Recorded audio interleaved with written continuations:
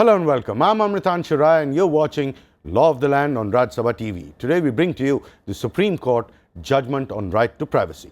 To discuss the issue, I have with me Mr. P.V. Surendranath, Senior Advocate, and Mr. Virag Gupta, Advocate, Supreme Court. Now for the highlights. 9 judges bench of the Supreme Court upholds right to privacy.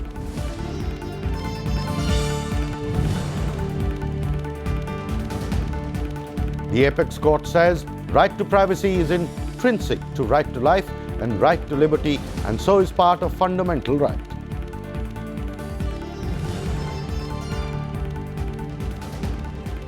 The Supreme Court overruled 2 separate earlier judgments, one by 8-judge and another by a 6-judge bench, denying privacy as a right.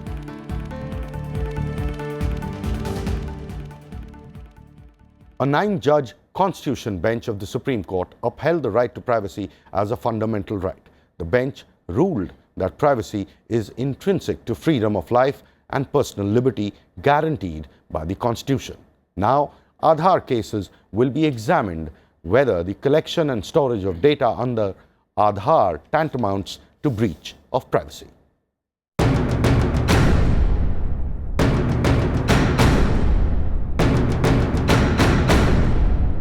Nine judges of the Supreme Court assembled on August 24, 2017 to determine whether privacy is a constitutionally protected right.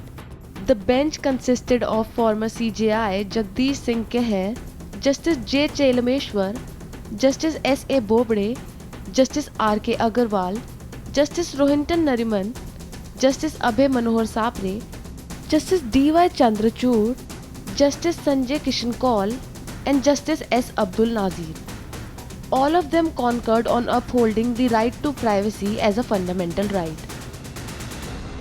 Fundamental rights are essentially rights which are guaranteed to citizens. They are essentially a curtailment of the state's right, because the state cannot make any law which curtails, abridges or takes away in any manner any of the fundamental rights which are guaranteed in Part 3 of the Constitution. So yes, if now privacy has been declared as a fundamental right by the Constitution bench of 9 judges, so the state cannot make any law which takes away the right to privacy unless it is for reasonable restrictions which the court will examine from case to case. The 9-judge bench overruled an earlier order in the matter of MP Sharma that held that the right to privacy is not protected by the Constitution. The court also overruled a similar order in the matter of Khadak Singh. It ruled that the right to privacy is protected as an intrinsic part of the right to life and personal liberty under Article 21 and as a part of the freedom granted by Part 3 of the Constitution. There is a specific right in the Constitution against self-incrimination. So you cannot ask a person to incriminate himself. So that certainly is his right to privacy. The state will have to get the evidence from elsewhere. Therefore, yes, the right to privacy extends to that extent. But if the apart from the right to the right against self-incrimination, if the state gets information from elsewhere, then you can't sort of deny that information only on the ground of right to privacy or anything of the sort. A 3-judge bench of the Supreme Court was dealing with government scheme, the Aadhaar card scheme. Under this, the government collects and compiles demographic and biometric data of the residents to be used for various purposes. One of the grounds of attack of the scheme is that the very collective of such data is violative of the right to privacy. In view of conflicting views expressed by 8-judge bench on the matter of right to privacy, the 3-judge bench referred the matter to a Constitution bench. The Constitution bench on 18 July 2017, presided over by the Chief Justice, had referred the matter to be resolved by a 9-judge bench. The issue to be considered by the 9-judge bench was to rule whether the judgment made by 8-judge bench on right to privacy in the matter of MP Singh was right or wrong.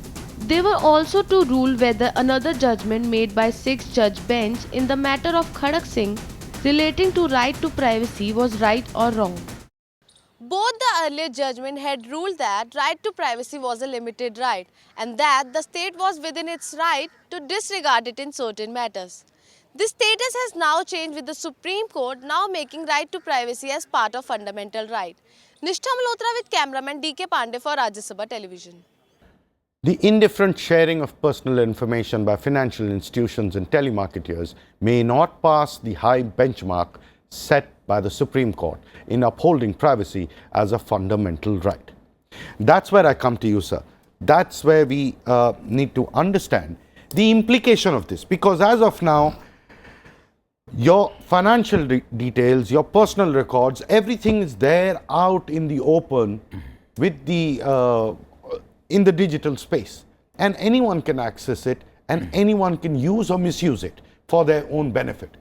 What could be the implication of this judgment on such activity?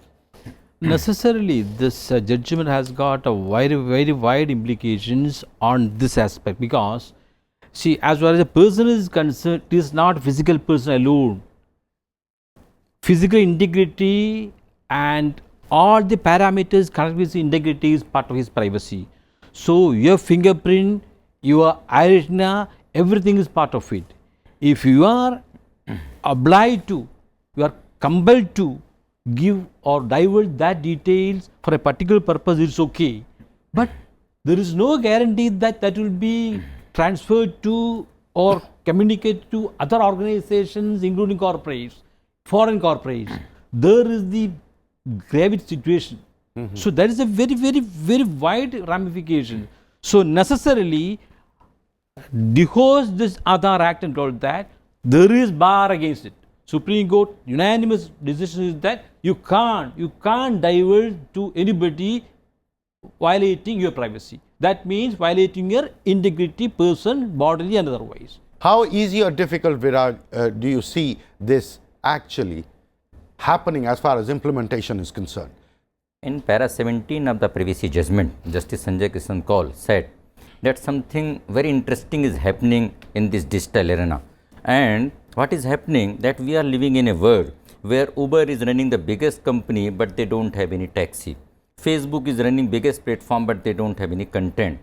Alibaba is running the biggest marketing platform but they don't have any inventory. Now in this age, in this digital arena, how can you ensure the privacy against the private players, against the foreign player and in the digital world? These are the new challenges. So not only they have distinguished or overruled the earlier judgments, the challenge was that how to enforce privacy in this new digital arena. For that, Justice Chandsud has said that government has to make the regulatory mechanism to ensure the protection of privacy. Now, what are the three important aspects of this judgment? The first is that this is the biggest landmark judgment which has been given by the 9 judges consensus. Now, that is the first aspect. Now, this is law of land, nobody can dispute it. Now, the second aspect is, now if anybody's privacy is violated, they can go to Supreme Court under Article 32 or Article 226 of the Constitution before the High Court, even if there is no mechanism in the Aadhaar Act or the respective whatsoever judgments are there or any other law is there. Now, the third aspect is challenges before the government to make the mechanism. Now here the three stakeholders are there. Supreme Court is further considering two issues. One is the data protection in the WhatsApp and the second is the Aadhaar. Now government has formed a committee of Justice Sri Krishna to give the report on how to go ahead with the data protection. Now TRAI as the regulator, telecom regulator, has come with the consultation paper on the data protection. Correct. So many things are happening, but in the meantime judgment is still there. How it has to be enforced, why it is being violated, these are, I think, the bigger challenges which are need to be seen. So do you think the implementation agencies who are going to be there on the grassroots trying to implement this judgment and the basic core and essence of the judgment, Mr. Surendranath, do you think implementation is a completely different ball game compared to just granting a fundamental right to the people? The implementation means there is a misconception. there is no question of implementation of a judgment. See, judgment gives two rights, that is positive and negative. That positive thing is that an obligation created on the part of the government. They have to positively bring out positive data protection regime. That is one aspect. Negative that you can't encroach upon. That is just a question of implementation. If there is violation, we have to approach the court, concerned constitutional court. You can. So do you see, my question, Mr. Surendranath, is do you see a complete retrospective look at all the legislations that are there in this country in view of this judgment? Because that exercise will have to be done and then only can implementation be taken up, correct? Definitely, definitely. But that exercise will not be done by the Supreme Court suo motu. Will not be. So, whenever there is an issue, it is the duty of the responsible citizens of this country to take the matter to the Supreme Court and definitely challenge that. Despite the fact that earlier Constitutional Bench decision ratified that illegal acts. So, that is why Supreme Court hinted many things. Many judgments are now left reopened. So do you see a floodgate of cases now coming up before the court where every single law may be tested against this new granted right to the citizens? No, I don't think that laws will be tested before the Supreme Court, because only those laws or those aspects of the law are to be scrutinized wherein some violation is there and no justification is given for the violation of that law. Because Supreme Court has said that there can be exceptions of the national security, exceptions of the law and order, whatsoever may be. Now, I am in the different area. The first is that what are the institutional mechanism for safeguarding the privacy. Then comes the individual violations. So, we need to see what are the institutional mechanism, and again I will quote the Supreme Court judgment and various other reports of the government, that all these internet companies, now government is, I don't think that government is a big party in violation of the, when the Khadak Singh matter at that time was there, how it is distinguished. At that time court held that enforcement agencies, police agencies have power to do the surveillance, to take the necessary action that enforce, goes now to enforce the law. Now here comes that all your data, all your privacy.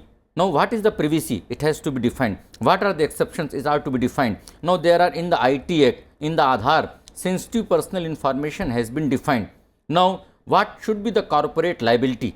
Now what should be the corporate liability? That is something which has been defined in the IT Act and which has been defined in the Aadhaar Act also. Now for these institutional mechanisms, a lot of re-evaluation will have to be done, deliberation, and already a lot rests in the plate of Justice Sri Krishna, right? No, the only important thing is in this new age, when all the internet companies are operating without taking any fees from you, they are not charging any money from you, and they are earning money by way of selling the data, sharing the data. That needs now, to be contested. That is because of something by way of some hidden or some mischief in the agreement. Now how that has to be corrected, that is a bigger challenge with the government, and what authority do the government has, that is a big question. Right. Coming up, it's time for us to head into a break. When we come back, we will tell you about each of the 6 pronouncements made by the Supreme Court Constitution Bench on right to privacy.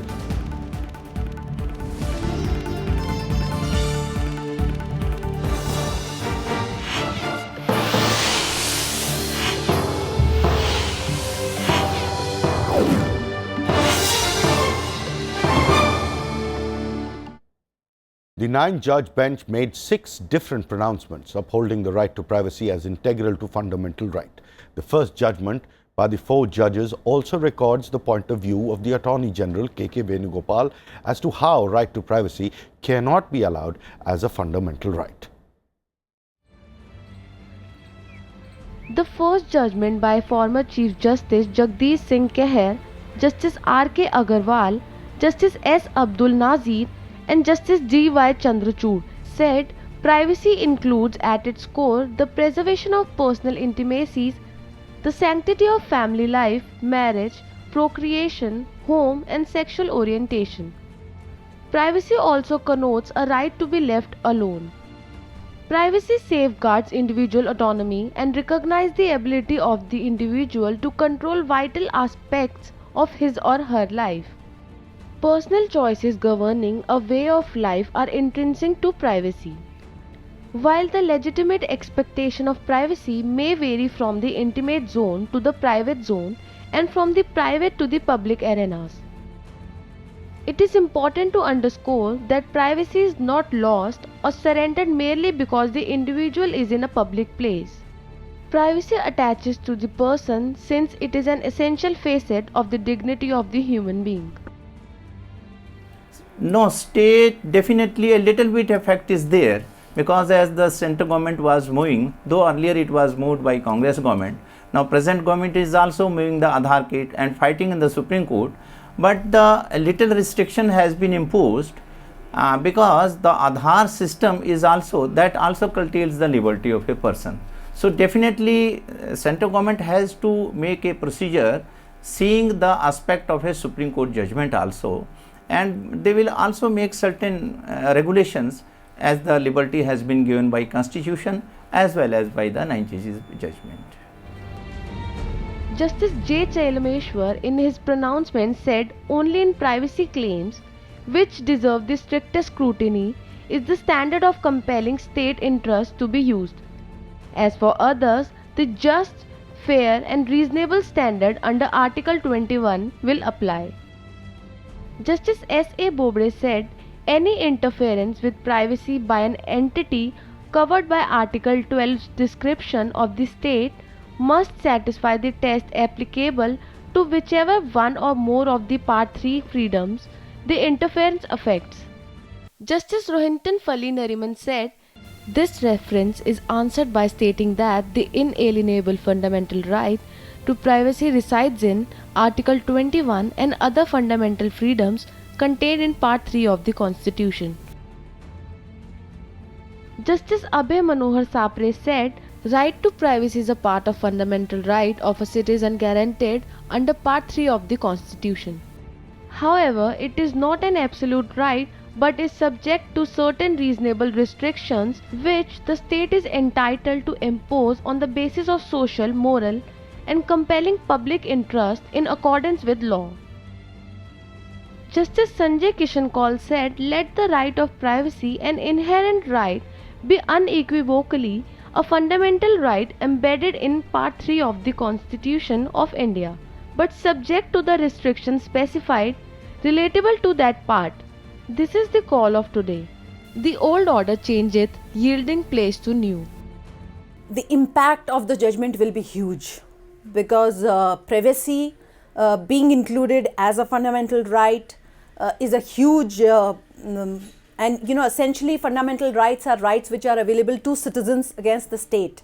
These are restrictions on the state's power to make law which takes away or abridges in any form the fundamental rights which are guaranteed in Part 3 of the Constitution.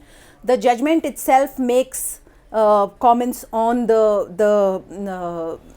377 judgment, NAS Foundation judgment. The court has made remarks on that in the privacy judgment itself. The Attorney General, leading the arguments on behalf of the central government, said that there is no general or fundamental right to privacy under the Constitution, adding that there can be no blanket right to privacy. He also said whatever derived right to privacy that exists is subject to reasonable restrictions. He said privacy is a concept which does not have any specific meaning or definition, and that's why the draftsman of the Constitution specifically did not include such a right as part of the chapter on fundamental rights and within the ambit of liberty. The central government wanted the Supreme Court to once and for all clarify what is the extent of the right to privacy that can be extended to the citizens. This is important as the right to privacy is at the core of the debate which is holding back the government in universalizing the Aadhaar scheme. Nishtha Malhotra with cameraman D.K. Pandey for Rajya Sabha Television. The Supreme Court recommended to the central government for having begun the process of putting in place robust regime for data protection. The court said the legitimate aims of the state would include protecting national security, preventing and investigating crime, and preventing the dissipation of social welfare benefits. So my question to you is, over and above the data aspect, over and above the futuristic aspect of the digital age that we have embarked upon, what are the other implications of this judgment on various laws that are already existing in this country? It will have impact in all the laws. Can you elaborate a few specifically? It may have impact on the Aadhaar, it may have impact on the IT Act, it may have impact on the your Income Tax Act, because where government is making it mandatory, there they have to create the exceptions as per the reasonable restrictions as held by the Supreme Court. Or whatsoever, whenever you are asking for certain information which a person may say that this is against the privacy. I am coming to two different areas. One is, we have the three major groups which are 1 billion plus groups, that is JAM.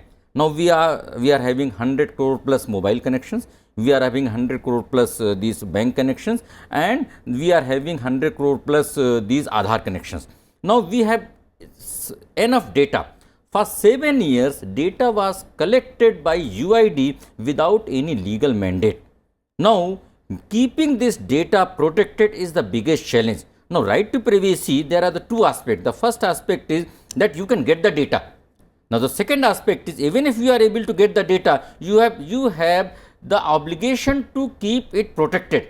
Now, how can you keep it protected? I've got you, Virag, on this. Yes. We have to, but I want Sir to tell us about, Mr. Surendranath, the implication on the existing laws besides the digital the digital sphere that we are talking of. The existing, there is a IPC. There is a Article 377. There are criminal laws. What is going to be the implication on these existing laws which the state regularly exercises or uses to create order and law in this country? To explain this thing, we have to understand one very, very crucial aspect. Unlike other fundamental rights, this is declared as natural, inalienable fundamental right. That makes a lot of difference, an in-depth difference, because till now the right to life, even the simple right to life, was understood as a fundamental right only. But now Supreme Court unanimously declared that it is more than that. It is not a right conferred by the Constitution. It is only an acknowledgement. It is a right inherent in all living persons. So it is not conferred by the Constitution. Constitution only recognizes or acknowledges it. That means the concept of proportionality in regulating or abrogating is very strict. That is the core issue. That means all the hitherto judgments said otherwise, because at that time ADM Jabalpur was there. In ADM Jabalpur, the pointed argument that it is the right to life is a natural right, so cannot be curtailed, only accepted by Khanna justice. All other judges accept the state's view and declared that no, during emergency you can't touch upon it. You can abrogate without a remedy at all. You can abrogate the right to life without a remedy. That was the uniform decision, unanimous decision, majority decision of the ADM Jabalpur. The existing implications on the way we live our lives and go about our lives relating to the state, the laws that have been made, the implication on some of the laws, if you can explain to us. Yes, one, of course, take the case of telephone tapping. Telephone tapping is now being used as a routine manner. Now, after the judgment, there should be strict regime regulating that. Not only that, the proportionality concept will be more higher now. The interest, the countervailing. Any other apart from the DNA test. DNA test. Then this sodomy aspect. Viewing the obscene in privacy. See, if you are circulating and communicating, it is an offense.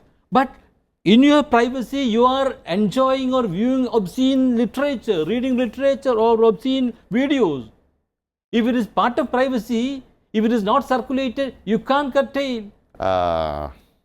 That's the point. Yes, you would like to add, Virag, to it. Telephone tapping, we already have the enough mechanism in the Telegraph Act, and there are certain regulatory mechanism also where without the permission of the Home Secretary you can't tap it. So those telephones are tapped in the light of national security or other things. Now different area is there how your data is being monitored. Now this is something which will come within the privacy. How this privacy law can be enforced against those agencies who are monitoring your data. That is the bigger challenge. I personally feel that after this detailed judgment, constitutional may have to be amended. Now in the Article 21 and in other places, you may have to put this right to privacy as a fundamental right, and government may like to make the exceptions very clear as has been held in the Article 19 where freedom has been rightly curtailed. Reasonably curtailed. Reasonably curtailed. So whatsoever curtailment are there in the freedom of expression, in the same manner, privacy has to be reasonably explained. On the basis of that constitution, you may have to amend IPC, CRPC, then Corporate Managed Laws, IT Act and other things, then the Information Technology Act, and the biggest challenge is to define the data, and define the privacy, and third thing is making the corporate responsible for these type of violations. And impose punitive and also create an institution for data protection. Yes. I may add one more Yeah, thing. quickly, sir. Even the death penalty aspect is liable to be looked afresh, because the death penalty is sustained on the basis of the concept regarding life given in ADM Jabalpur only. The concept there is a natural right is not hitherto accepted. When this judgment proclaims that this is a natural right, the regime is to be changed. So it will have to be tested. It will Definitely. have to be tested again. Tested. So it brings into ambit a whole Yes. new way of life. Definitely. And moving on, my colleague Nishtha Malhotra spoke to Rakesh Dwivedi, senior advocate, to get his point of view. Sir, what is the fine balance of reasonable restrictions that the court has enunciated in view of upholding right to privacy as fundamental right? See, under the Constitution, no right is absolute. So there is an individual interest protected by the right, there is a social interest which is to be protected by legislations. So ultimately the court will examine whether the Aadhaar Act balances the interest of right to privacy which has been upheld. And in fact, the Aadhaar Act specifically mentions about protecting the privacy rights. Sir, to what extent have the rights of the state been curtailed? Well, state has actually a duty to protect the society. And state also has a duty to enhance the individual rights.